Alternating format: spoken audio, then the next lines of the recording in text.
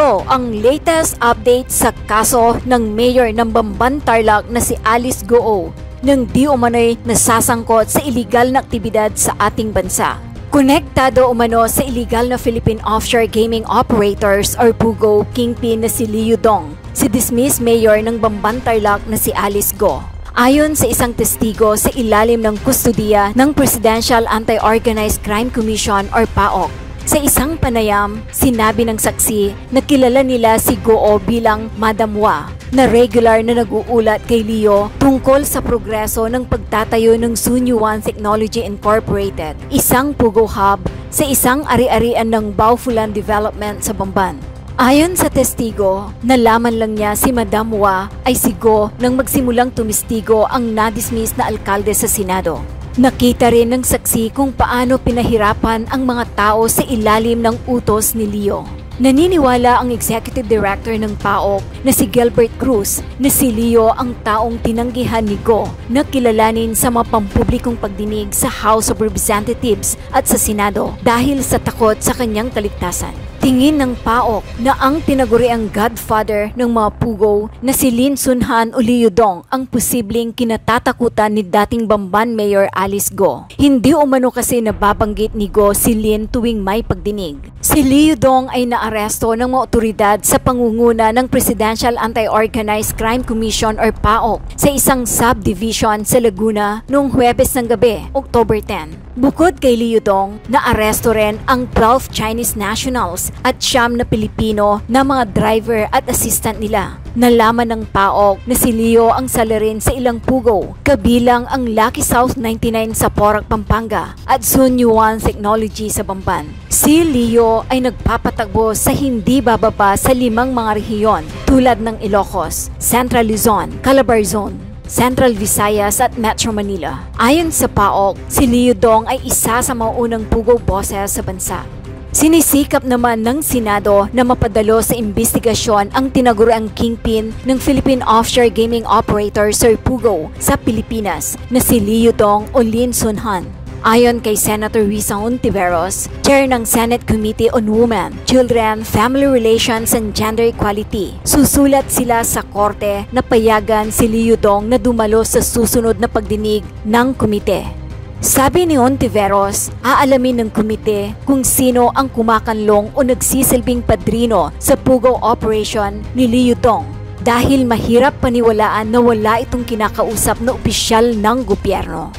While Liu Dong's arrest is a major win, we should not be complacent or reckless. Sa dami ng mga inoperate na PUGO hub ni Liu Dong, hindi niya ito pwedeng nagawa nang walang kumanlong na kawani ng gobyerno. I hope that we can also identify the Filipino associates of Liu Dong, ani Senator Risa Hontiveros. Samantala, kinumpirma ni Senadora Risa Hontiveros na huling pagdinig na sa Philippine Offshore Gaming Operators or PUGO sa susunod na linggo. Ito ay matapos magdesisyon ang Senate panel na ito na ang huling PUGO hearing. Tiniyak naman ni Hontiveros na sa susunod na linggo ay masusing titingnan ng Senado ang mga tanong kay Liu Dong at iba pang resource person. Sisikapin din ng Quad Committee ng Kamara de Representantes na padaluhin si Liu Dong sa Miyerkules at pigain sa iba pang iligal nilang gawain sa Pilipinas. Tuloy-tuloy ito hanggat ma-exhaust natin ang lahat na pwedeng ilabas kasi naniniwala kami na ito ay isang operasyon ng isang malaking sindikato na kung saan ang kanilang ginagawa ay trafficking, human trafficking at money laundering dito sa mga PUGO o negosyo na itinayo nila. Ani Surigao del Norte Representative Robert Ace Barbers. Piling po kasi Senator Gatchalian, ang narinig natin kay Alice Goo, denial na may kinalaman siya doon sa illegal POGOs. So, masasabing ho, ganun din ho yung kanyang sinabi sa executive session, sir. Nagde-deny pa rin siya. Tama. Halos ganun yung kanyang sinasabi. No? Kasi ganun yung sinabi niya sa open hearing. Sa executive session, ganun yung kanyang tono.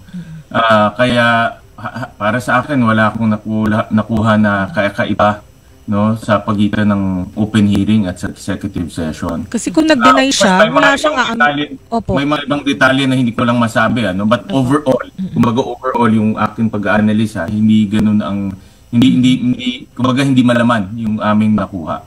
So, hindi na masusundan yung executive session na yan. Sir, kasi may hearing pa daw po kayo na totoong last na raw.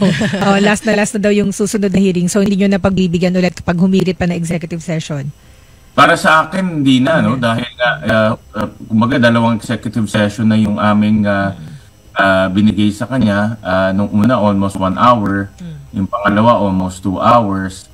At ang aming ako personally, ang aking ninanais doon ay makuha ng mga impormasyon na, for example, sino yung mga tumulong sa kanya sa gobyerno at kung meron man mga personalidad na nasa likod.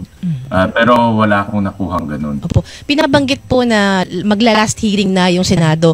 Doon po sa issue ng pagiging Chinese spy ni Alice Guo, kayo pa rin ho ba yung magpupursue nito? Paano po kasi nabanggit nyo magla-last hearing na? Paano po yun? Oo, tuloy-tuloy yung pag-imbestiga namin dito sa anggulo ng Chinese spy. Admittedly, complicated to, no? Dahil unang-una, yung accuser wala dito sa ating bansa. At pangalawa, nabalitaan ko, inilipat siya. After nung kanyang interview sa Al Jazeera, inilipat siya sa maximum security sa Thailand, no? So, hindi na siya accessible. In fact, yung si Mr. Wang, yung nag-testify, hindi na rin siya ma-access, no? So, humingi nga kami ng tulong sa DFA dahil may mga legalities na ito para ma-i-access siya. Pero sa ngayon, itong si Xie Zhijiang ay napakahirap nang makuha yung kanyang testimony dahil nga nasa maximum security na siya. So, kung wala siya, babagal o hihirap yung pagkuha ng mga impormasyon kasi siya lang yung nagbigay ng information na ito eh. Opo. Dahil nga Al Jazeera ay isang international news agency, ay binibigyan rin natin ng mas mabigat na timbang yung kanilang interview. Pero ang pinakamaganda dito ay diretso na tayong makipag-interview sa kanila. Opo, ang tinutukoy yun ni Senator Gatchalian ay yung pong aminadong Chinese spy na nakakulong sa Thailand, na interview ng Al Jazeera, siya yung nagsabi na Chinese spy din itong si Alice Guo. Pero ang nakunan ng statement ng Senate sa pamamagitan ng office ni Senator Risa Ontiveros, yung naging cellmate nitong Chinese spy, si Mr. Wang, at yun yung nagsabi na may dossier daw siya, yung mga dokumento about Alice Guo, hindi pa pang dokumento nitong Chinese spy na nakakulong. So sir, opo, pero sir, ipopursue pa rin ho ba ninyo sa Senate yung paghahanap ng ebidensya o ng patunay na espiya nga itong si Alice Guo, ipauubayan nyo na ho sa mga authorities, at kailangan ho ba itong pagkaabalahan pa ninyo? Well, Nympha, whether totoo ito o hindi, dapat pag-aralan mabuti ng ating mga intelligence at defense agencies. Itong mga ganitong spying o aktibidad ng spying ay hindi naman yan extraordinary. In fact, malaking issue yan kung ilan taon na nakalipas. Naging issue rin yan sa Europa, sa Amerika na yung mga kaalyado nag-i-spy sa isa't isa. No? So, hindi yan bago at nangyayari yan sa iba't ibang bansa. Pero ang nakakakilabot dito, nakapasok sa political system natin. No, bilang mayor at makikita naman natin may kakayahan siya at may may karisma rin tong si Guo Huaping at nakakatakot siyang pwede siyang umakyat at pumasok sa iba pang posisyon sa political system natin. Yun anggulo na yun ang nakakabahala. At pangalawa, nakita nila yung butas ng ating sistema, no? Yung birth certificate or late registration natin. Diyan ang naging daan, hindi lang kay Guo Huaping, kundi sa maraming mga Chinese. Pati nga si Tony Yang, merong birth certificate, di ba? Opo. Patatandaan natin na 30 plus years old na siya, tsaka niya nakuha yung late birth certificate niya. Kaya makikita natin, una na abuso, pangalawa, may mga kababayan rin tayo na nagpagamit dito sa mga hindi maayos na tao. Opo.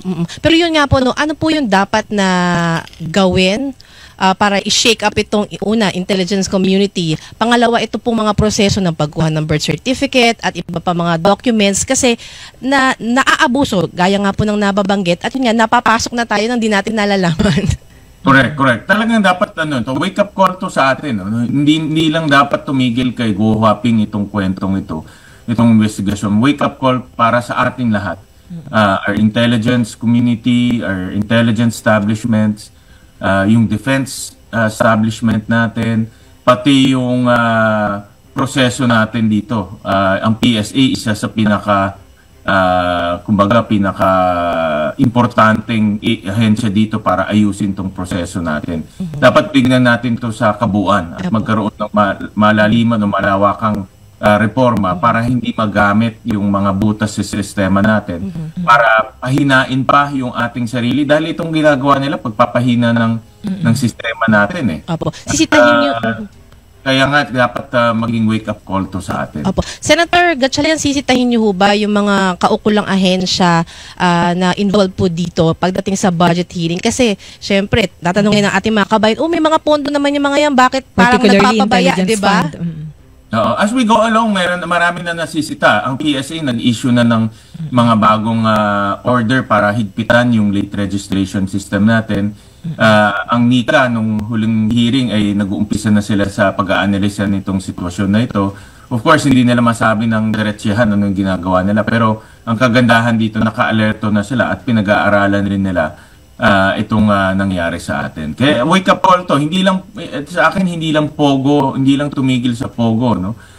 Meron ding aspeto ng national security, may aspeto rin ng spying, may aspeto rin nga nitong proseso natin, late registration, birth certificate. So, tingnan natin yung mas malawak at mas, mas malaking naging issue sa sistema natin. Ako, isang tanong lang kay Alice Guo, partner. Kayo ho ba, Senator Gatchalian, naniniwala ho ba kayo na Chinese spy talaga siya?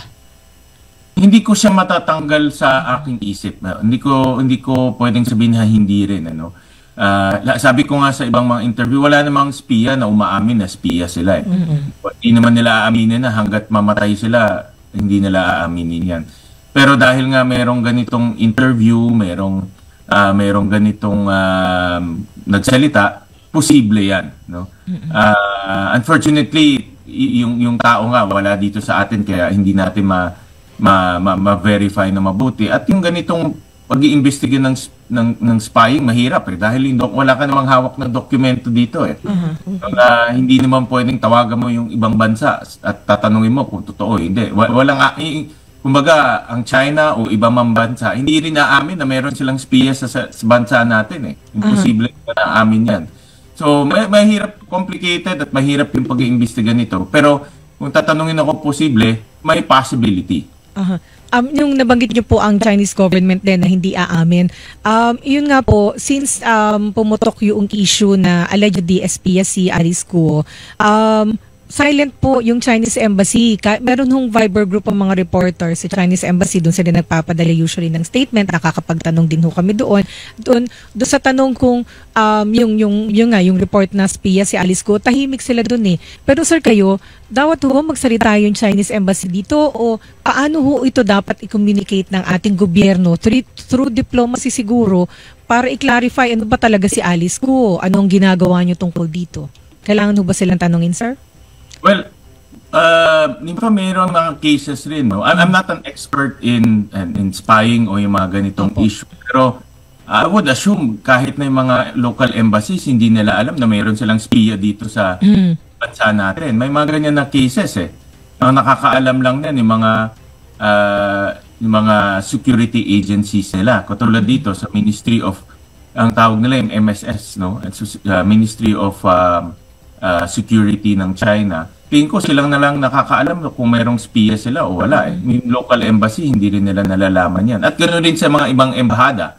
No, hindi lang China, kundi I'm sure pati Amerika at iba pa. So, ang punto dito, mahirap itong pag-iimbestiga kung totoong may spy o hindi. Pero dahil nga mayroong nagsalita at mayroon tayong national security at geopolitical issues, posible ito. Ngayon, importante na yung ating bansa ay handa sa mga ganito at tingnan rin natin kung ano yung mga kahinaan ng sistema natin dahil tingin ko hindi ito ang huli. At tingin ko mayroon pang mangyayari ng ganito sa mga susunod na panahon. At maaari pong hindi nag-iisa si Alice Guo kung totoo mang siyang spy na nakapasok sa gobyerno. At tingin ko hindi rin to siguro isang bansa lang, baka may iba pang mga bansa, baka aliado rin natin, ini-spy rin tayo. Kaya nga minsan, diba, sinasabi natin, yung Amerika mas kabisado pa tayo kaysa sa sarili natin Dahil I'm sure meron din silang mga pag-aaral tungkol sa atin. Kaya ang punto lang naman dito, kung nangyayari yan, wag lang makapasok sa sistema natin, wag makapasok sa critical na mga posisyon dahil yung mga ganitong critical na posisyon nakaka-impluwensya ng polisiya at nakaka-impluwensya ng pag-iisip. And then sir, nung Webes, nahuli po yung allegedly Pogo boss, yung Yudong, nahuli siya sa Binyan, Laguna. Opo. At merong sinasabi na kakilala daw nito, may connection itong si Yudong at saka si Alice Guo na tinatawag daw nung mga tao na Miss Wang. Miss Wang. Waping, di ba? Opo. Kaya Wang. Kanya Wang. Opo, sir. Or Wang. Ipo-pursue nyo ho ba ito, sir? Kailangan din ho ba sa Senado itong si Yudong? Ako kasi, dahil nga merong nasabi siya na kilala nito si Go Huaping, critical yung information niya at ako i-recommend ko sa committee na imbitahan siya para magbigay ng testimony. Tingnan natin kung ano yung kanyang relasyon kay Go Huaping, sino pa yung mga taong konektado dito kay Go Huaping, at ano yung papel na ginagampanan niya dito sa Pogo Hub para mabuo na yung istorya. Dahil ito yung kauna-unahang high profile or kauna-unahang paghuli ng isang mataas na opisyales konektado sa Pogo. At importante yung kanyang testimony dito sa pag-iimbestiga sa investigation na ito. And then sir, ito lang po natanong ni Isa kanina yung tungkol sa intelligence fund natin, intelligence community. Mag-reiterate lang ho ako ng question kasi dito sa Pogo, sir, di ba, ang nakita natin, hindi lang basta nakapasok sa politika si former Mayor Alice Guo, kundi ang marami ring napasok na mga agencies natin, di ba? Yun nga sa PSA, baka possibly sa DFA. So meron bang masasabing failure of intelligence dito? Kaya ako natatanong, itong si Big Boss daw ng Pogo na si Yudong, 2016 pa siya nakapasok dito. So, ibig sabihin, ang tagal niyang nakapag-operate sa ilalim ng tungkil ng ilong ng mga authorities natin. Tony Yang, several years nandito, 34 years old siya, ilang taon na siya, senior citizen na ngayon, nakapagtayo ng negosyo, may mga Pogo. Ang dami, sir. Tapos, itong intelligence group natin na paniwala nung Mary Ann Maslog na allegedly Jessica Francisco na makakatulong na maaresto si Alice Guo. Di ba yung ganun, sir?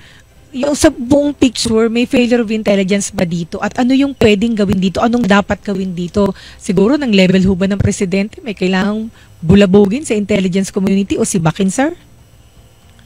Well, Nympha, talagang ito sasabihin ko, and with all due respect sa mga ahensya, ako humingi ako ng kanilang pag-unawa. Talagang nalusutan tayo dito, plain and simple. Tama ka, na matagal na nag-ooperate dito yung Pogo. Itong si Boss Boga, matagal na pala ditong nag-ooperate. At si Alice Guo nga, nakatakbo ng mayor at nanalo pa. At biro nyo, merong scamming. Hindi yung scamming kasi hindi lang sa isang lugar. Maraming scamming activities kumakalat. Pero hindi ito na-inform kaagad ang ating mga, for example, ang ating Pangulo sa mga ganitong activity. Kumbaga, nagkaroon pa ng paghuli, nagkaroon pa ng pag-raid, at parang para sa akin, naging na lang to, naging afterthought na lang. Kumbaga, naging reactive tayo. Sana napigilan natin. Ang intelligence, ginagamit yan sa pagpigil ng mga criminal activities o pwedeng mangyari. Kaya importante pa rin na kumbaga hasain natin yung ating intelligence network para mapigil yung mga ganitong criminal activities na nangyayari sa atin. Ako naman, I give credit where credit is due. Credit is due dahil hindi mangyayari itong mga raid kung hindi rin nila alam yung information. So mayroon naman information na pumapasok pero yung information na yun ginamit sa reactive. Sana itong mga information na ito ginamit proactively. Hindi na papasukin, hindi na pa-set up. Yung money laundering, for example, ang laki ng pumasok pero nalaman natin nandito na yung pera. No? So, in other words, in short, sasagot ko, ay dapat ma-improve pa, no, yung intelligence network natin at intelligence procedures. And then sir, dun sa intelligence group, sir, di ba, nung humarap po nung Wednesday si Mary Ann Maslog na involved sa textbook scam, although dinideny niya na siya si Mary Ann Maslog, siya daw si Dr. Jessica Francisco at nasa Sandigan Bayan pa yung yung case dun sa kanyang tunay na identity. Ngayon po sir, yung head ng intelligence group, si Brigadier General Romeo Macapas, nagpatulong sila kay Mary Ann Maslog sa paghahanap po hindi ho ba kay Alice Guo. Ang sabi ni Macapas, nagpresenta daw itong tawagin na natin Maslog meantime nagpatulong nagpresenta daw tumulong kasi wala daw silang connection dun sa abogado ni Alice Guo, although pinoint out ni Senator Gatchalian walang connection si Attorney Stephen David lagi natin na-interview, media may access. So basically sir, nagpatulong yung intelligence group. Ito namang side ni ni Alice Guo, sabi ni Attorney David yung parang ang lumilitaw PNP ang nagpatulong din. So basically, nandun sa gitna, Mary Ann Maslog, ang sabi ho ni Macapas, hindi nila alam na ito si Maslog na pinaghahanap ng mga, hindi nila alam na ito si Maslog na involved sa textbook scam until after the NBI arrested her. Sir, yung punto na yun, intelligence group, nasa iyo ang powers and kung anong lahat ng capacity, nalusutan ni Mary Ann Maslog. Ano po ang inyong tingin dito, sir? Meron ba siya ditong pananagutan? Again, Nympha, ako ay humingi rin ng pag-unawa sa kanila and with all due respect, na isahan rin yung intelligence group ng PNP.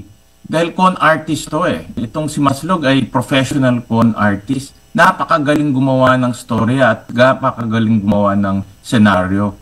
At ang pag-aanalisa ko dito, gumawa siya ng storya para bigyan siya ng importansya at magkaroon ng access sa matataas na mga opisyales.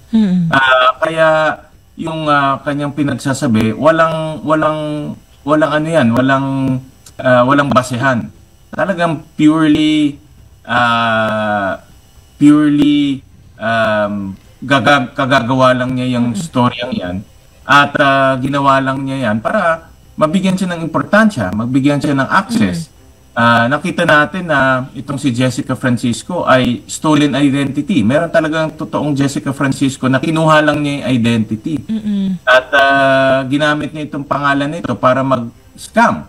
No? Dahil yung original na agreement sa kanya ay estafa. Ibig sabihin, kumuha na siya ng pera sa mga investor. Nangako siya na ibabalik pero hindi niya ibinalik. No? At ngayon, gumagawa siya ng storya para mabigyan siya ng importansya. Yung kanyang storya ay may access siya kay Alice Guo at pwede niyang baliktarin yung pasurrenderin o baliktarin yung storya. No? Kaya hindi natin dapat pakinggan nitong professional con artist. Pero sir, yung sa intelligence group, yung kay General Macapas, yun nga, naniwala siya kay Mary Ann Maslog. Ito isa ang nangyari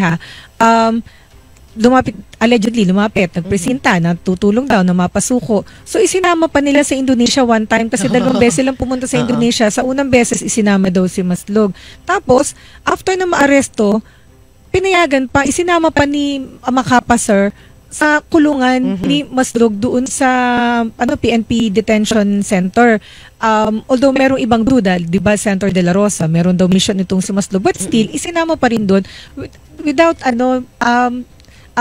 parang hindi gumawa sir ng due diligence na alamin yung background nitong Mary Ann Maslog, sir. Yun ang katawa-tawa. Nympha, na intelligence agency, hindi sila gumawa ng due diligence kung sino itong taong to. Kumbaga, nung lumapit sa kanila, pinagkatiwalaan na nila kaagad at na sinama nga nila sa Indonesia nung unang pagpunta diba? Sabay sila pumunta doon dahil ang representation ni Maslog papasurrenderin niya, no? At naging sentro siya dito sa paghahanap at pagsusurrender ni Alice Guo. At again, no, hindi ko lang masabi dahil actually itong storya na ito lumabas rin sa executive session, hindi ko lang masabi. Pero ang nung pinag-iisipan ko yung scenario na ito, itong kwento na ito, ang aking pag-analisa, gumawa si Maslog ng kwento na magbibigay sa kanya ng importansya at kakailanganin siya ng gobyerno. Parang, kumbaga, ako lang ang may information nito, kailangan niyo ako. Itong PNP naman, pinagkatiwalaan siya. No? Hanggat sa dulo, na-booking na hindi pala siya si Jessica Francisco, siya pala si AC Maslog. In fact, doon sa hearing, doon lang ni General Macapas nalaman na hindi pala siya si Kaya Jessica nga. Francisco. Diba? Akala niya, Jessica Francisco, doon sa hearing lumabas, siya pala si Maslog. Oo. Parang, ba't ganun? Kayo nga nalaman ninyo. I mean, andun na lahat sa inyo. Ang weird lang. Oo, yung capacity nito. Medyo, alam ko yung nasa isip niyo, ganun yung nasa isip ko. Kaya nga. So sir, ano na lang, isang tanong na lang sir. Well, dalawa pala. Yun ho bang, dahil ho dito sa maraming, parang napaikutan yung mga taga-gobyerno natin, parang hindi sinasabi ni sir kasi kung may failure of intelligence dito. Pero sir, yung kailangan ho ba ditong merong review sa buong intelligence setup natin? Madadagdagan din ho ba o mababawasan yung kanilang budget ng dahil dito? Kailangan talaga. I think ang mga intelligence agencies natin, marami kasi tayong intelligence groups, no? Meron sa PNP, meron sa NICA, may AFP. Importante na pinag-aaralan nila mabuti yung kanilang proseso at importante rin na nagko-coordinate sila. Kaya nga meron tayong NICA, diba? Ito yung coordinating agency. At importante rin na mabilis yung kanilang coordination. For example, ito yung isa sa mga nakita ko. Nahuli na ito ng NBI eh. Dapat kaagad nasabi na sa PNP na hindi ito si Jessica Francisco, si Maslog to. So may mga ganun, no? Yung mabilis na pagkalat ng information sa iba't ibang ahensya, importante rin yan. Pero ako, importante ang intelligence. Talagang kailangan natin yan. At importante na tuloy-tuloy pa rin yung pagsuporta natin sa kanilang intelligence gathering at intelligence network. At importante rin na kumbaga mahasaan nila yung kanilang pagkuha ng mga intelligence information. And then sir, i-rush niya ho ba yung anti-Pogo bill? Kasi sa House, yes, sa House po nag-file na yung mga House leaders at yung mga members po ng House Quad Committee. Sa Senate po ba, paano po ang usad nito? Actually, dapat Monday, bukas meron kaming technical working group para matapos to. Pero nga, dahil diba, na-cancel yung trabaho sa Pasay at sa Maynila, minove namin yung technical working group sa Huwebes. So, may technical working group kami at ipa-prioritize natin to para makasabay tayo doon sa House anti-Pogo bill. Pero tapos na rin kami. Kailangan lang namin makuha yung suggestions ng mga iba't ibang ahensya. May chance po ba na ma-approve po ito bago matapos yung 19th Congress? Kasi magiging abala na rin yung mga mambabata sa election 2025. Sigurado naman, mayroon pa tayong time at simple lang naman tong bill, hindi siya complicated at plus may pronouncement na ni Pangulo, so formalities na lang to. So kaya naman i-approvean to before the 19th Congress. So, Ms. Go, ang sabi mo, hindi mo kilala yung binabanggit na si Shi Zhejiang. We independently vetted that report of Al Jazeera at nalaman namin na yung si Shi na yan, Shi Zhejiang, has had quite a presence here. Supposedly, nag-aambag pa ng pera sa mga prestihiyosong universidad dito sa bansa. So, ipa-flash po namin yung mga photos niya. So, yan po siya. Sa photo na yan, siya po yung nasa kanan nung framed document. Hindi mo pa din siya nakikilala kasi kilala siya sa community. Madam Chair, hindi ko po siya kilala. So, ngayon, Ms. Go, gusto ko pong ipakita sa inyo ang photo namang ito ni Ma Dongli. Itong Ma Dongli, yung sinabi sa video Zoom interview sinabi sa Al Jazeera report na siya daw yung handler ni Shi Zhejiang, siya rin daw ang handler mo ni Go Huaping. Itong photo na to, ipinakita to actually nga sa documentary ng Al Jazeera, pero doon binlur. Kilala mo ba siya? Itong si Dongli. Siya yung naka-blue sa kaliwa ng either Cambodian or Myanmar monk? Madam Chair, hindi ko po siya kilala. So, siya ba yung handler mo? Wala po akong handler. Hindi po ako spy. Hindi ko po siya kilala, Madam Chair. Meron bang ibang lumapit sa iyo para rekrutin ka para magtrabaho sa gobyerno ng ibang bansa? Madam Chair, never po. Wala po. Isko, anong alam mo sa yung terminong United Front? Madam Chair, hindi ko po alam yun. Pero yung ama nyo, si Jian Zhongguo, di ba honorary member siya ng Philippine Chow Tai Organization? Tama ba? Madam Chair, yung Chow Tai Organization po, yan po yung pangalan po ng barangay po nila. Pangalan ng barangay nila saan? Opo, sa China po. Saan sa China? Fujian, China. Yung Chow Tai po, yan po yung mismong barangay po. Okay. Pero meron ding organisasyon na Philippine Chow Tai Organization, di ba? Yung Philippine Chow Tai Organization po, ang ibig sabihin po noon, Madam Chair, lahat po ng galing po dun sa barangay na yon ay nagkaroon po sila ng organization po na parang pinaka pangsama-sama po nila dito, association po nila dito sa atin po. So, merong ganitong klaseng association dito sa Pilipinas, Philippine Chow Tai Organization. Opo, Madam Chair, yung Chow Tai po, yan po yung pangalan po mismo ng barangay po nila. At di ba honorary member si ama mo, si Jian Zhongguo, honorary member nitong Philippine Chow Tai Organization? Madam Chair, doon sa position po hindi po ako sure, pero doon sa Chow Tai Association po, meron po talaga dito sa Pilipinas. At miyembro yung ama nyo dahil taga Chow Tai siya? Opo, basta pagka taga doon po sa barangay po na yun. So members siya, si ama mo? Tingin ko po member po siya. Member siya. Sa pagkaalam namin, honorary member. At tama ba na itong Philippine Chow Tai Organization ay kinikilala bilang isang United Front Organization? Madam Chair, hindi ko po alam. Alright. Tanong naman po para sa DFA. Sino pong nandito para sa DFA? Yes, sir. Could you please come down to the floor, sir, sa mic?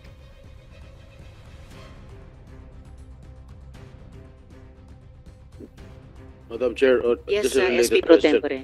Madam Alice, spiya ka ba talaga? Sen, hindi po ako spy. Hindi po ako spiya po. Bakit nasabi ni Shezing yan yung nirecord niya sa Al Jazeera? Sen, kaya hihingi din po ako ng tulong po sa inyo. Tulungan niyo po ako mag-imbestiga. Hindi po ako spy. At para naman po, hindi po ako magmukhang kawawa Sa talaga. dami ng tao na pwede niya banggitin, ikaw pa binanggit niya. Tingin ko po, baka gusto lang din po niya ng media mileage ko po ngayon kasi sobrang taas po ng media mileage ko po ngayon. Possible po. Ibig sabihin, ginamit ka lang nitong si Shezijang? Para sa akin po kasi hindi ko po siya kilala. Kung wala pa, walang sunog. Kaya nga, inulit ko, bakit sa dami-dami ng tao, ikaw ang pinili niya na sabihin ikaw ay isang spiya? Sen, tingin ko po, dalawa lang po yan. Para sa akin po, kailangan po niya siguro ng media mileage po ngayon. Baka meron po siya ibang motibo po. Pero ako po, hindi po ako spy at hindi ko po siya kilala. Sa tingin mo, ano motibo niya para banggitin ang pangalan mo na isa kang spiya? Sen, maganda rin po yung narinig ko po kanina kay Madam Chair na through our government agency po, sana po ma-invite po natin siya kay through Zoom meeting lang din po para malaman din po natin kasi hindi po ako spy at hindi ko po talaga siya kilala. Madam Chair, I will just reserve my line of questioning later. Thank you, SP Pro Tempore. And for the record, ang Al Jazeera po ay isang internationally renowned media outfit. I think opinion yan at kaalaman yan shared across this committee. So, Mr. Chairman, may I ask Ms. Guo Huaping alias Alice, kanina I was listening attentively and even in the hearing dun sa counterpart natin sa House when they raised the issue of you being a spy, you reacted differently, and on our end we were not surprised at all. It could be true because somehow in the past hearings you act like a spy, lie like a spy, and we wanted you to have this opportunity to convince us. Ano ka ba talaga, Miss Alice? At ano talaga yung gustong mangyari ni Gua Huaping dito sa Pilipinas? Mr. Chair, regarding po dun sa tinanong niyo po, regarding po dun sa spy, hindi po ako spy. Ako po, lumaki po ako, ang alam ko po ako ay isang Filipino at gusto ko na rin pong mamatay dito sa Pilipinas at handa din po ako na ipaglaban po ang Pilipinas po. Pwede ba na ikaw ay isang spy pero hindi mo alam na ikaw ay spy at pinakikinabangan ka ng isang organisasyon o isang gobyerno, kagaya for example ng Chinese government? Would you think it's possible na hindi mo to alam pero nagagamit ka? Do you think it's possible? Mr. Chair, hindi po. Dahil wala naman po ako nakakausap ng mga Chinese government po na tao. Pero lahat ng katransaksyon mo, pag tinignan namin, maging dun sa mga dokumento, sinasabing ang katransaksyon mo ay puro mga true-blooded Chinese, even Chinese rogue citizens. Mr. Chair, may mga nakatransaksyon man po ako na full-blooded Chinese pero never po ako nagkaroon ng transaction po with Chinese government. One last thing that I'd like to ask you. Anong motive sa tingin mo ng mga nag-uugnay sa'yo na ikaw ay isang Chinese spy? Doon sa kaninang pinakitang video ni Senator Risa, doon sa Al Jazeera, na parang napakahirap imbentuhin na gagawin lang yung mga pangalan, mga lugar, mga sinight na mga tao na nakapaligid at malalapit sa iyo. Mahirap gawin yun, i-stage. Kumbaga parang it's a perfect storm na magawa nila at na iniuugnay ka as a Chinese spy. Ano kaya ang motibo nila? Anong mapapala nila para gawin yun? Meron bang nakipag-usap sa iyo? Meron ba silang hinihingi? Meron bang ilang parties trying to get your attention and at the same time ask you for favors? Mr. Chair, hindi po sila malapit sa akin at hindi ko po talaga sila kilala. Doon sa nakita ko po sa video na 2 tao, hindi ko po sila kilala, hindi sila malapit sa akin, wala rin kami ugnayan at hindi po ako spy po. But the addresses, the persons involved, the Fujian province, etc., paano magagawa nila yon na parang perfect? Mr. Chair, Fujian po, I believe sobrang laki po ng Fujian. Marami din po talagang half-blooded or full-blooded po na Chinese andito po sa atin, dito po sa Pilipinas. Hindi ko rin po alam kung bakit po, pero ang understanding ko po, ang intindi ko po, baka sa media mileage, meron po silang ibang motibo. Ako personally, hindi ko po sila kilala, never ko po sila nakita, at hindi ko rin po talaga maintindihan ano ang plano po nila. Pero dun sa Al Jazeera po, may ano na po kami, yung legal team ko po, may action na po kami for them. Magpa-file po kami. Anyway, we'll let the pertinent government agencies to look into this.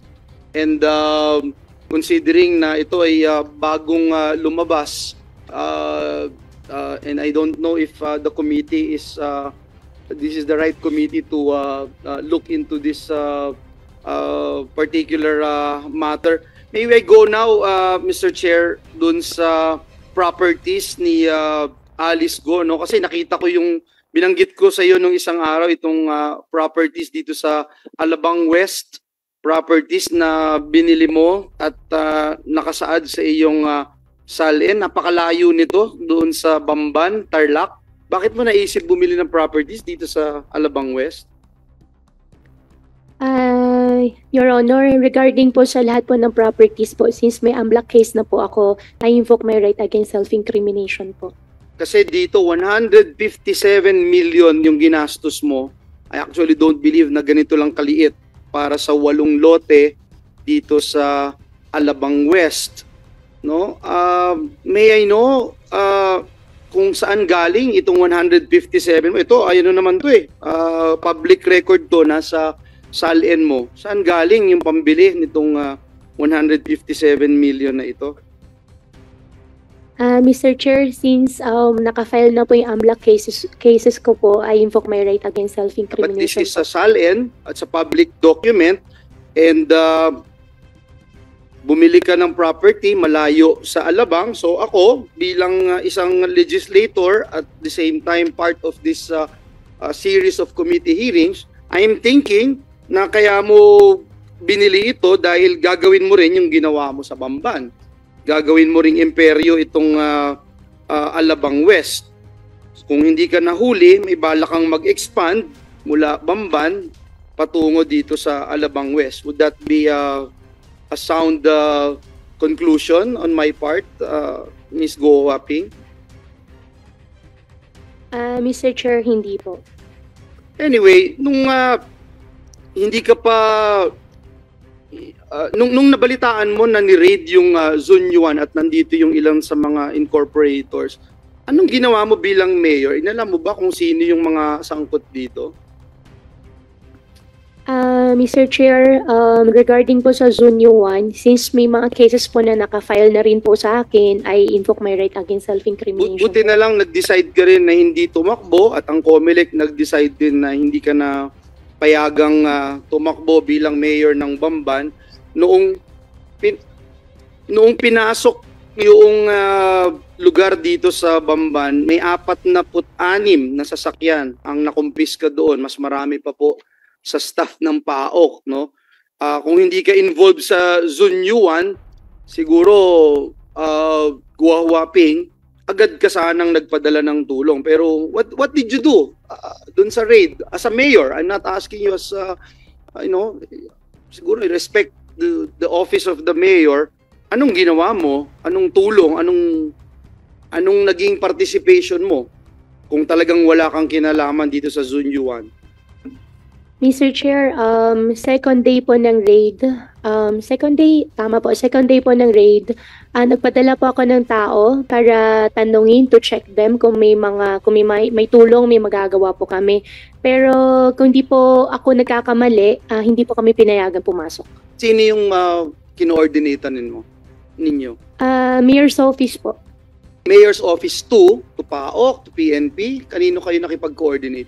Kung di po ako nagkakamali, during that time po, pumunta rin po ang mga councilors, yung mismo mga konsehal po Kanino ng po bayan. kayo nagbigay, nagpaalam na ready kayong tumulong? From the National Government's Office, kasi yung PAOK ang pumasok dito kasama ang PNP. Your Honor, hindi ko na po siya maalala sa ngayon Means po. to say, hindi kayo nagbigay ng tulong?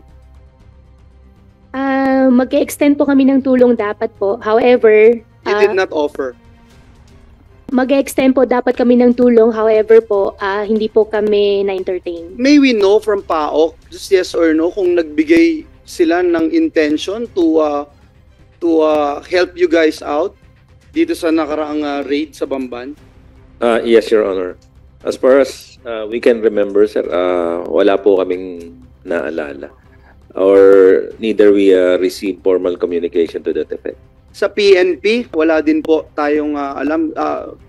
General Acorda, you were then PNP chief? Yes, since I was the DG PNP, to my knowledge, sir, walang tulong na gano'n na i-extend sa atin. Wala din po. So ito, magandang makita natin na yung chief executive hindi nag-cooperate or hindi man lang nagbigay ng tulong. Alice, sinabi mo noon na nakaraang hearing when I asked you as to how this construction in Baofu was funded. Ang sagot mo, and I was looking at the minutes of the hearing, Sen, yung pong Baofu, hindi siya sa akin at hindi rin po ako nagbabayad ng construction. So, sino yung nagbayad ng construction? Sino yung financier ng pagpapatayo ng construction dito sa Baofu compound? Kasama ba dito yung Hongsheng Gaming Technology? Mr. Chair, regarding Baofu po, I invoke my right against self-incrimination po. According to financial statement ng Baofu, pag tinignan nyo po ito, hindi pa ho kayo nakakapag-divest nito, 2022 to 2023. Pag tinignan nyo po yung cash flow, nakalagay po dito, just to put it on record, meron pong nakalagay na construction in progress, 341 million yung nakalagay. Despite the fact na ilang beses nang pinapakita sa committee nito, especially yung in-depth study ni Senator Win Gatchalian na umaabot ng more than 6 billion pesos yung construction alone ng Baofu. So itong sa 341 na lang million na nakalagay na public record, financial statement ng Baofu, galing ba ito sa mga shareholders? I suppose ito yung galing sa shareholders ng Baofu. Is that correct? Mr. Chair, regarding Baofu po, I invoke my right against self-incrimination po. But this is a public record at 341 million nakalagay dito, construction in progress. Ang tanong lang, bakit 341 million lang ang nadeklara kahit na nasa 6 billion na ang naging gastos ng construction na ito.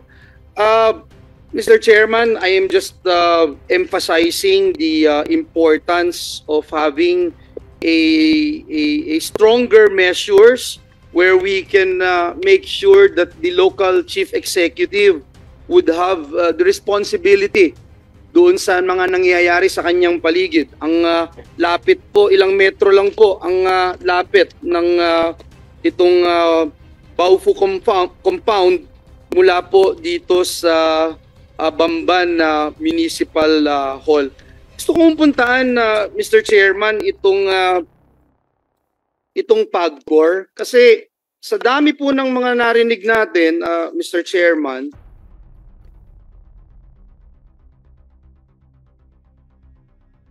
makita yung PAGCOR.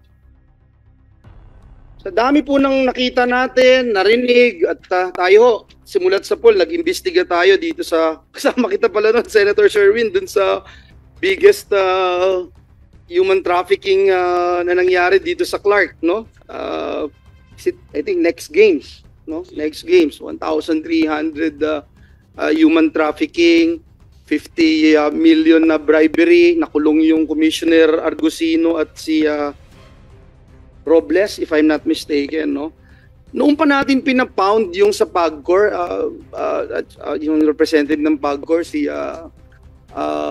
General Villanueva, gusto lang natin malaman, nung nagdeklara po yung Pangulo ng Pogo Ban, ano na po yung nagawa ng PAGCOR para sundin yung direktibang ito? Kasi sabi ng PAGCOR, bibigyan nila tayo ng quarterly updates, Mr. Chairman, tungkol po sa winding down ng operation ng mga POGO. I'm not sure if PAGCOR's been submitting their quarterly updates, and perhaps if we can ask them kung pwede nating marinig yung pinakahuling update ng PAGCOR. Ilan nga po ba yung mga nagsisimulang mag-wind down, ilan na yung completely nakapag-wind down, Your Honor? Good afternoon, Your Honor. As of this date, sir, since the announcement of the President of the banning of all POGOs or IGLs, we have coordinated already with the other agencies, especially with DOJ, BI, and other law enforcement agencies, including PAOK. And DOJ made already the task force exodus. We're still awaiting for the executive order from the President, sir. And in July, there were 43 remaining IGL, sir. But today, there are only 38 now. And 4 more IGLs have submitted their intent to voluntarily surrender their license. 38 now. 38 now. Okay, first question again. You're giving us your quarterly updates. Yes, you sir. submitted. Yes, sir. Okay, thanks. And then as of September 30, 8,161 foreign employees signed up already for voluntary downgrading from the 38 companies, sir. So marami, sir, nag-file ng voluntary downgrading of their working visa. Okay. So ibig sabihin now it's only down to 38. Yes, sir. 38 na lang Yes, sir. po. And you're only talking, Mr. Chairman, you're only talking about legal pogos. Am I Yes, sir. correct? Yes, sir. Because you have no idea about the illegal pogos. I have some ideas, sir. In fact, No, if you have any idea of illegal pogos, since then, pinasara nyo na yun. hindi, sir. Actually, we're working it out with PAOK, sir. Because I work with other agencies also, sir. Being close to the law enforcement You know, agencies. that's been the problem, Mr. Chairman. Ever since, no? For example, ngayon, yung validity ng OGEL o yung, ano nga ang OGEL? Yung employment license. Yes. Di ba? Yung validity nila will only be valid until December 31, 2024. Is that correct? Yes, sir. Ito yung in-adjust ninyo na validity. Yes, sir. Now, last week, October 3, ang PAOK discovered an illegal pogo. We're not surprised anymore because there's so many illegal pogos. Dito sa raid na nangyari sa Pasay City. Ironically, Mr. Chairman, that's only 650 meters away. 600 freaking meters away from the Senate. An illegal pogo while we're conducting Senate hearings here about pogos. At ang mas nakakabahala po, malapit din po ito sa PAGCOR Corporate Office dito sa Pasay. Ito pong na-discovering pogo sa Kimberly Building sa Macapagal Boulevard ay isang scam farm. Hindi ko bang malaman na, Mr. Chairman, bigyan tayo ng overview ng PAGCOR kung paano po yung kanilang proseso sa winding down ng operation ng mga pogo. Kung nabanggit nyo na nga po, hindi lang legal, even na illegal. Paano po yung mga proseso? Ano po yung inuuna? Bakit itong illegal na pogo nandito pa, no? Ang lapit-lapit dito sa atin, pareho sa PAGCOR at sa Senado, operational pa rin ho. Nag-ooperate sila nung na-raid po sila, Your Honors. Your Honor, as assessed by PAOK, sir, that illegal pogo ay bago lang daw. Parang bago lang siya. Ito yung mga remnants, sir, nang galing sa ibang mga pinasara natin at ni-raid ng mga pogo, sir. Parang kabutit to, sir. Kaya nga yung pag nagre-report kami sa PAOK, we hope and pray na ma-raid sana to, ma-raid tong illegal na to, or itong licensing na nag-illegal, ma-raid sana ng PAOK para ma-deport na natin. Pag hindi natin ma-deport, sir, yan, parang kabuti yan, sir, lilipat lang sa ibang lugar. And But do you have any idea that they're operating here? Zero idea that there's a... we have some intelligence report, sir. In fact, we've course 2 reports to PAOK, sir, Yung about po ba yung nag-lead sa PAOK na i-raid ito, yung intelligence report ninyo? part of that, sir. But ito kasing location na to, sir, ang binabanggit namin, ito yung karugtong nung naandun sa Double Dragon. So, it's the same company, sir. But itong bago, sir, dito sa... Actually, ito, sir, 3 location yan, sir, sa ano. Dalawa sa Double Dragon and 1 sa dito, sir. And I think the problem lies because PAGCOR has no way of checking. You don't have the capacity to actually look and check. Yung DOLE nga, binigyan natin ng pondo dito sa Senado ng mas maraming inspectors para dun sa OSH, yung Occupational Safety and Health Standards. But PAGCOR has no way of checking all of this. In fact, Your Honor, General Villanueva, ka-last name pa kita, yung mga leasing, mga lisensya, sinasabi wala, pero the past 6-7 years, alam na namin na meron yan eh. And hindi talaga, and the only way to do that is we thank and appreciate the President's decision to really close down POGOs. So, alam niyo po ba na ito ganito yung nangyayari and yet you can't do anything about it? it appears that you can't do anything about No, it. sir. We've been doing a lot of things also together with the law enforcement agencies, including the intelligence community, sir. In fact, sir, we're a minor player in the discovery of this big illegal pogo, sir. Well, meron ba talagang kapasidad ang PAGCOR na tugunan itong utos ng Pangulo na talagang tuldukan po itong operasyon ng mga pogo sa ating bansa? O kailangan nyo talaga ng kagaya ng PAOK na talagang massive yung they're not just passive but more proactive approach in closing down this pogo operation? Your Honor, the PAGCOR doesn't have the police power or the arresting power. So we rely on the PAOK, our law enforcement agencies. But we help them in intelligence operation. But you're the one issuing licenses, sir. Those licenses Yes, that sir. you're issuing, Yes, sir. hindi nyo naman na-check eh. Hindi nyo na-check. In fact, yung mga na-raid, yung iba may lisensya pa ng PAGCOR eh, pero maraming illegal activities. Am I correct? Yes, sir. Exactly. I agree, sir. But we help in neutralizing these illegal ones, sir. Anyway, sir, I think we can agree to disagree if you have the capacity to actually look into all of this and find out if your licenses na inilalabas, ibinibigay, yun lang din yung gagawin nilang operasyon based on the licenses that you're giving Yes, sir. them. Because they're not, obviously. The past few years na nandito ako sa Senado, no? At ilang taon na nating inuulit-ulit na itong evils of Pogo talagang kailangang isara talaga at kailangan magsimula muli. In fact, I will go further. Even the evils of online gambling, pati itong mga lisensya na ito, for me, until now, wild west. Itong pagbibigay ng lisensya at pag-i-implement nitong mga nakatanggap ng lisensya mula sa PAGCOR.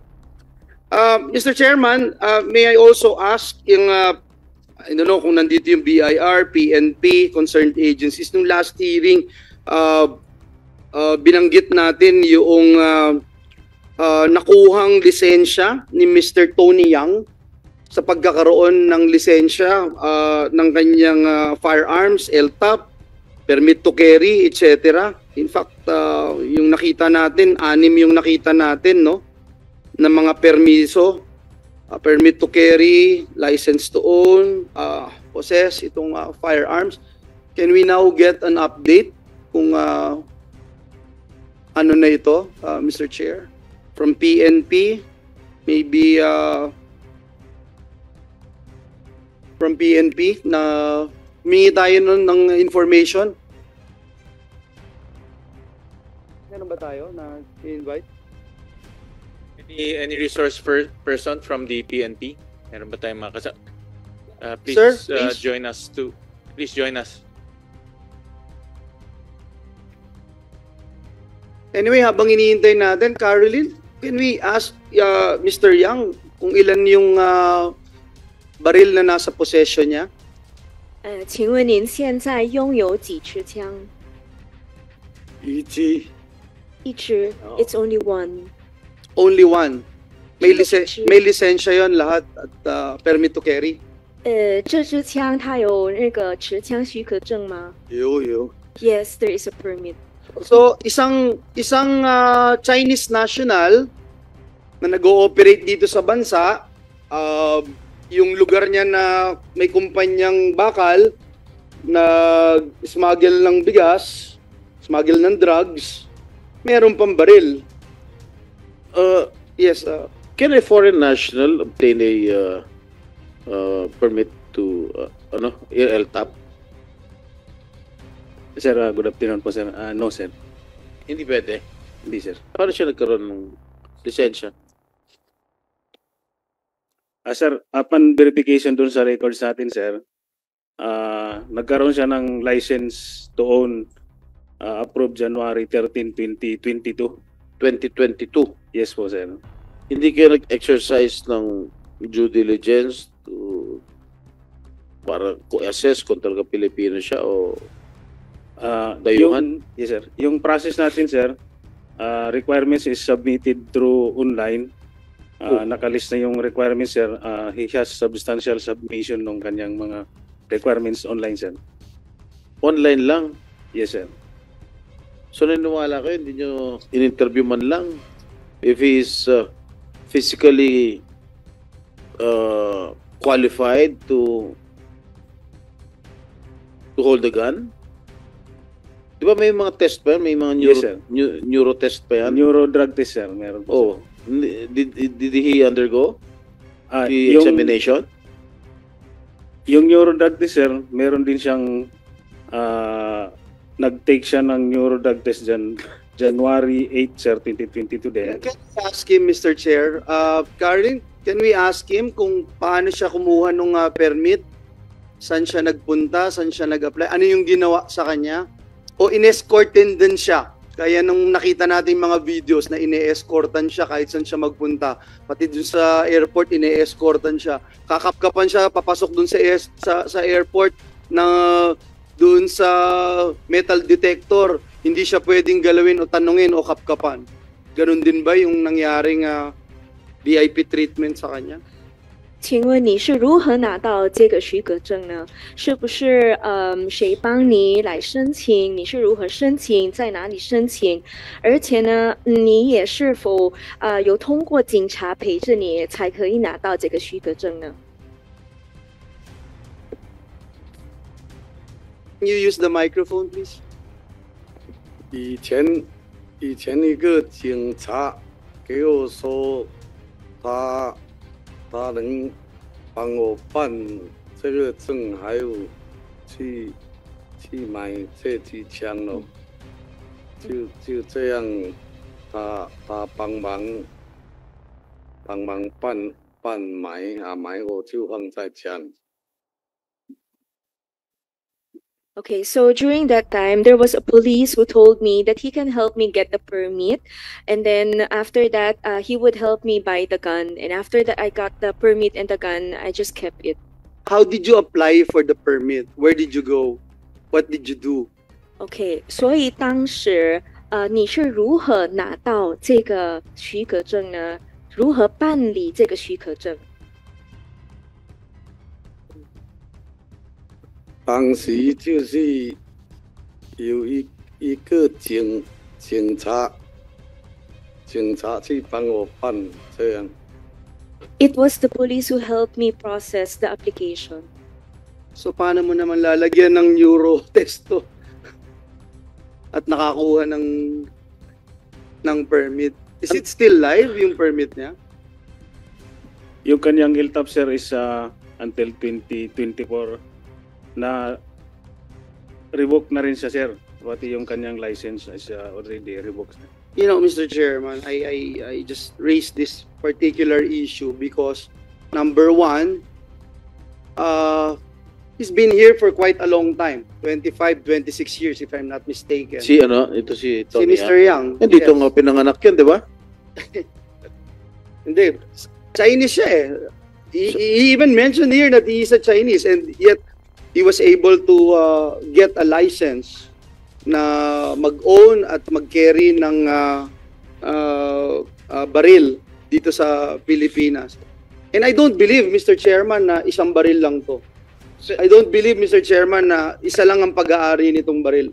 Ako magpapabaril ako sa Luneta kung isa lang ang baril nito. Can you imagine yung mga ginagawang activities nito sa buhay niya? Mga illegal activities. Tapos isang baril lang. Hindi ako naniniwala doon. Pero, Mr. Chairman, ang point ko, nakakuha siya eh. Nakakuha siya ng permit. Ano klaseng neuro exam ang binibigay niyo? Oral?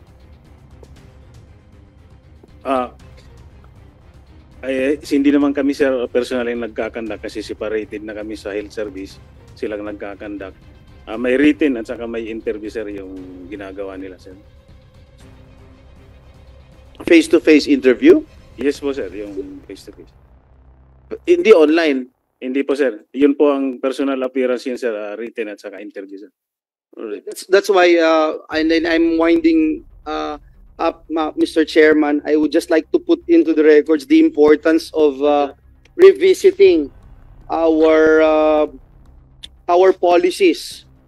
Parang 1+1 na yun, napakadali sagutin ng isang Chinese national ay hindi pwedeng magkaroon ng lisensya to carry a gun or permit to carry, Mr. Chairman. So I hope our police force will look into this.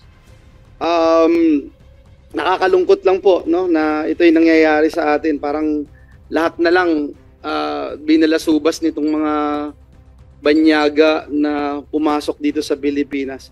Thank you, Mr. Chairman. Last question for tonight, para kay Miss Merly Joy Castro. Ngayon po, gusto ko po kayong tawagin. Si Guo Huaping, paulit-ulit, lalo na mula nung nakaraang hearing, sabi niya, I am a victim, I am a victim. Pero ang totoo pong biktima ng mga kagaya nyo, Miss Merly, na ginamit ang identity para mag-incorporate ng mga POGO companies. Chinarge kayo ng human trafficking at di tulad ni Guo Huaping, hindi kayo tumakas at hindi kayo tatakas. Non-bailable ang kaso nyo. Nais ko po siya, mga kasama, bigyan ng ilang sandali para magsalita. So, Miss Merly, may nais ka bang sabihin sa aming lahat? Basahin ko po yung statement. Sure, pakibasahin. Ako po, si Merly Joy Castro, biktima ng identity theft. Inaakusahan ng qualified human trafficking sa opensang hindi ko man po ginawa. Si Miss Alice Guo ang nasabing nagpasok ng pangalan ko na ang ginamit niya ay si Miss Gamo.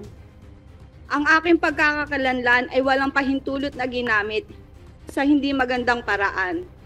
Ngayon, ito po ay nakapagpasira ng buhay ko. Batid ko hindi lang buhay ko, pati ang buhay po ng anak ko. Na kailangan ko pong iwan ngayon sa bahay na walang seguridad, na hindi alam kung ano nangyayari sa nanay nila. Ako po ay isang ordinaryong tao, nagtatrabaho bilang BPO call center para maibigay ang pangangailangan ng pamilya. Na ngayon, kailangan ko pong mag-resign dahil sa kailangan kong harapin tong kasong to na kahit kailan, hindi ko po kayo pinahintulutan gamitin yung pangalan ko ng kahit saan dahil wala po akong pinipirmahan. Wala akong nakitang papel na gano'n para mapunta doon yung pirma ko. Bukod po doon, ngayon hindi ko alam kung paano mabubuhay yung dalawa kong anak na hanggang ngayon walang kasama. Hindi ko alam kung paano bubuhayin ng asawa ko na ang tanging kasama nila na madalas sa bahay ay ako.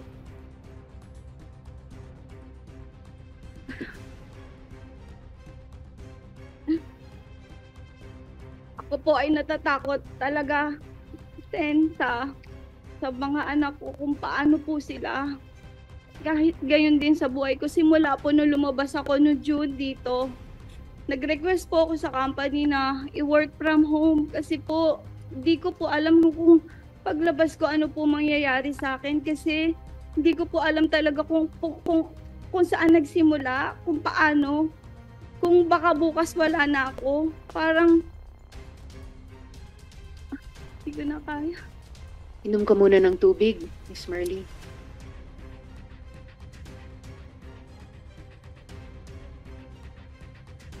Kaya ako ngayon humaharap po sa inyong harapan para patunayan at harapin sa inyo na ako po ay isang biktima at hindi po ako kasali bilang incorporator ng nasabing Hongsheng dahil hindi ko po kilala at kailanman hindi ko narating ang lugar na yan. Ayun lang po, Madam Chair. Salamat sa iyo, Merly. It is my understanding that the NBI will take Miss Merly now and take her into their custody, put her in custody. Sana yung mga payo na niibigay ng ating mga government agencies tulad ng DOJ sa mga naunang biktima ng identity theft na humarap dito ay maipayo din para sa kanyang konsiderasyon at para para mabigyan ng konti pang linaw yung kinabukasan ni Miss Merly at nung kanyang mga anak, yung kanyang pamilya. Merly, ang sabihin ko lang sa inyo ngayong gabi, sa ngalan ng komite ay masaserve din po ang hustisya. Minsan matagal, minsan maganit, pero masaserve din po iyon. Attorney Magno, mayroon po kayong sabihin? Just to put on record, Madam Chair, that Ms. Santos voluntarily surrendered to the National Bureau of Investigation, to the Senate.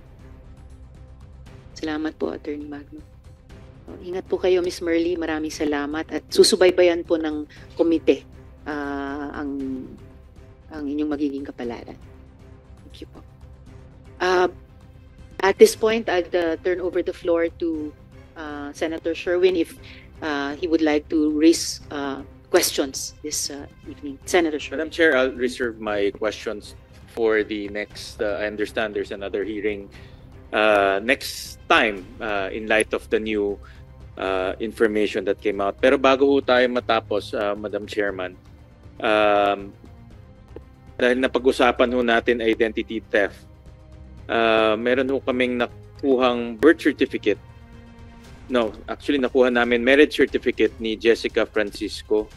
Narinig ko kanina kay Jessica Francisco na ang asawa niya ay isang Dutch.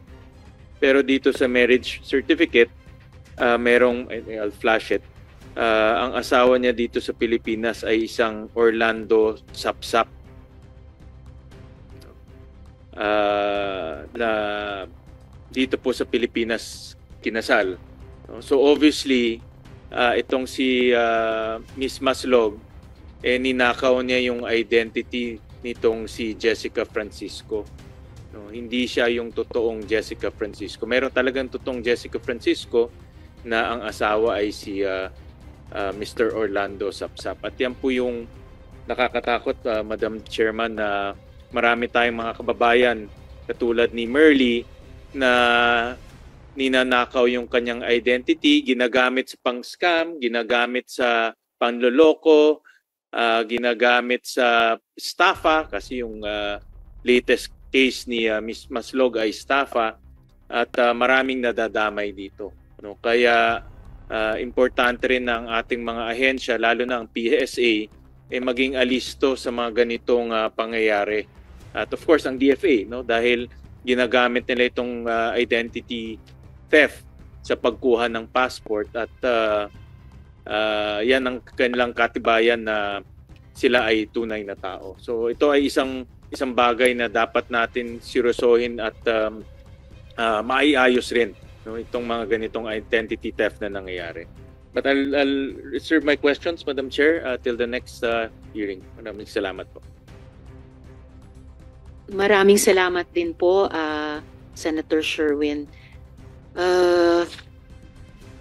So, end of this long journey, it's slowly appearing that POGOs are not only a criminal enterprise, they endanger our very democracy and national security.